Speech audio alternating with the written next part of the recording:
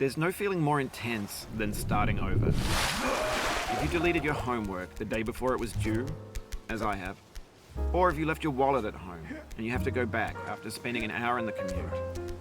If you won some money at the casino and then put all your winnings on red but it came up black.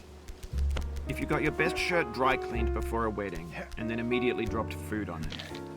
If you won an argument with a friend and then later discovered that they just returned to their original view. Starting over is harder than starting up. If you're not ready for that, like if you've already had a bad day, and what you're about to go through might be too much, feel free to go away and come back. I'll be here. Alright, thanks for coming with me on this trip.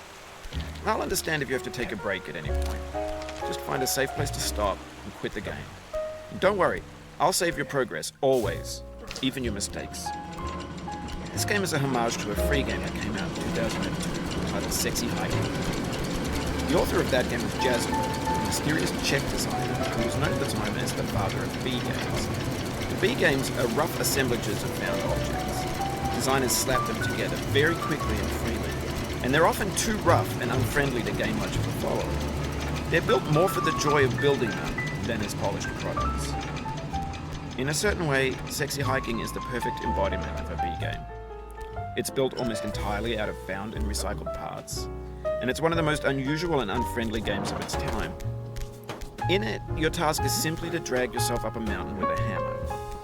And that act of climbing, in the digital world or in real life, has certain essential properties that give the game its flavor.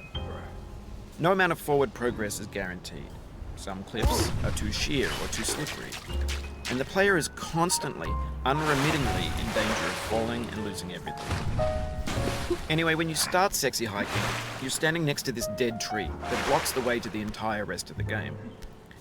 It might take you an hour to get over that tree, and a lot of people never got past it.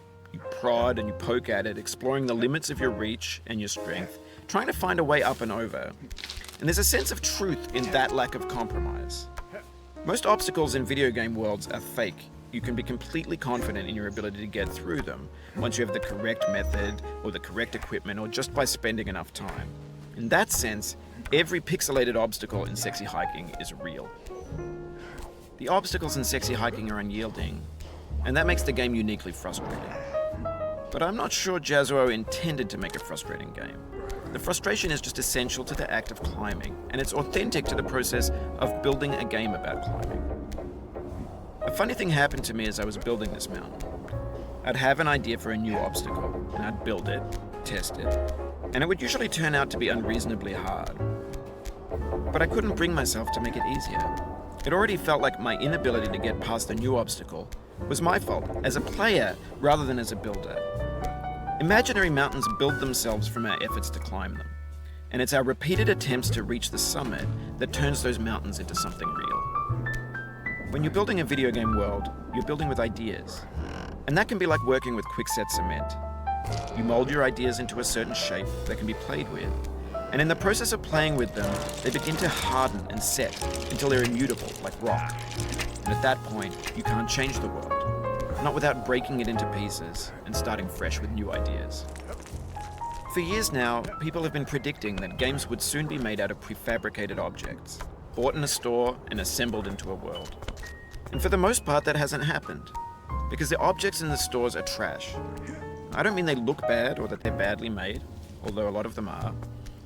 I mean they're trash in the way that food becomes trash as soon as you put it in the sink. Things are made to be consumed and used in a certain context, and once the moment is gone, they transform into garbage. In the context of technology, those moments pass by in seconds. Over time, we've poured more and more refuse into this vast digital landfill that we call the internet. It now vastly outnumbers and outweighs the things that are fresh and untainted and unused. When everything around us is cultural trash, trash becomes the new medium, the lingua franca of the digital age. And you can build culture out of trash, but only trash culture. B games, B movies, B music, B philosophy. Maybe this is what digital culture is. A monstrous mountain of trash, the ash heap of creativity's fountain. A landfill with everything we ever thought of in it. Grand, infinite, and unsorted. There's 3D models of breakfast, Gen X's fanfic novels, scan magazines, green screen Shia LaBeouf, banned snuff scenes on LiveLeak. Facebook's got lifelike bots with unbranded adverts and candid shots of Kanye and Taylor Swift mashups, car crash epic failed GIFs, Russian dashcam vids, discussions of McRibs, discarded, forgotten, unrecycled, muddled, rotten, untitled. Everything's fresh for about 6 seconds, until some newer thing beckons, and we hit refresh. And there's years of persevering, disappearing into the pile, out of style, out of sight.